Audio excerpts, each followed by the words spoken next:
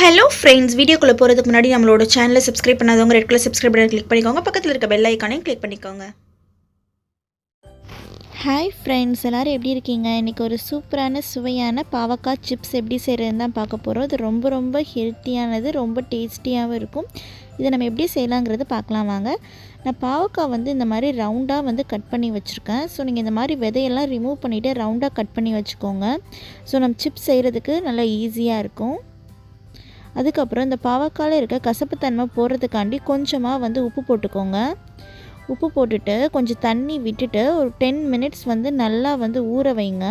அப்போனா அந்த பாவக்காயில் இருக்க கசப்புத்தன்மையும் போகும். ஏதாச்சும் பூச்சி மருந்து அடிச்சிருந்தாங்கன்னா அதோட எஃபெக்டும் கம்மியாகும். ஸோ இந்த மாதிரி நீங்கள் ஊற வச்சு வாஷ் பண்ணி எடுத்துக்கோங்க. பாவக்காய் எப்பயுமே லைட்டான கலரில் இருந்துச்சுன்னா கசப்புத்தன்மை கொஞ்சம் கம்மியாக இருக்கும். ஸோ அதனால் இளம் பாவக்காயாக எடுத்துக்கோங்க. இப்போ 10 நிமிஷம் மூடி வைக்கலாம். இப்போ 10 நிமிஷம் ஆயிடுச்சு. நம்ம ஒரு வாட்டி வாஷ் பண்ணி எடுத்துக்கலாம்.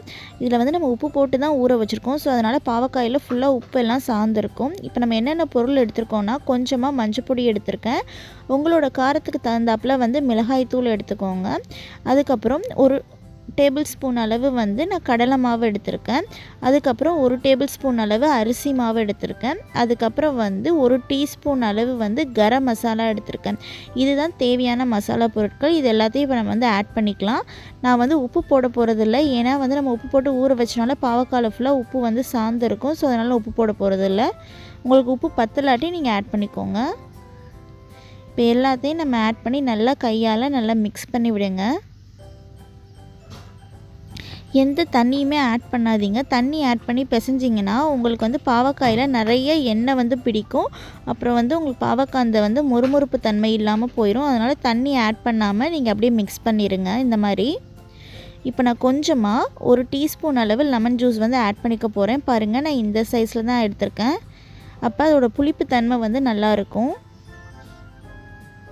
இந்த மாதிரி லெமன் ஜூஸ் ஆட் பண்ணிவிட்டு ஒரு 10லேருந்து 15 மினிட்ஸ் நல்லா ஊற வைங்க.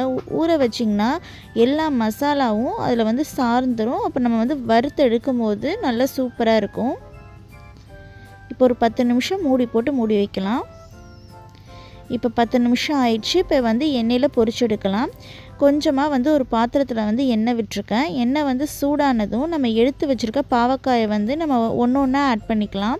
அப்போ தான் தனித்தனியாக பொரிஞ்சு வரும். இந்த மாதிரி தள்ளி ஒவ்வொன்றா ஆட் பண்ணிக்கோங்க.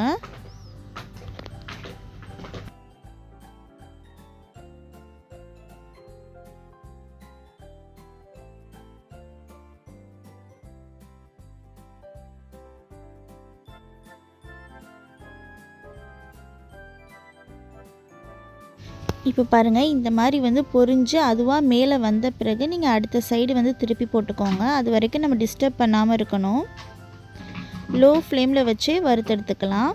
இப்போ பாருங்கள், இந்த மாதிரி வறுபட்டதும் நம்ம எடுத்துடலாம். இந்த அளவுக்கு பொரிஞ்சிருக்கணும். நம்ம எண்ணெய் எதுவுமே பிடிக்காமல் பாருங்கள், எண்ணெயே இல்லாமல் வந்திருக்கு. இந்த மாதிரி இருக்கணும். இப்போ நம்ம மீதமுள்ளதை இதே மாதிரி போட்டு பொரிச்சு எடுத்துக்கலாம். தள்ளி போட்டிங்கன்னா ஈவனாக எல்லாமே வறுபட்டு வரும்.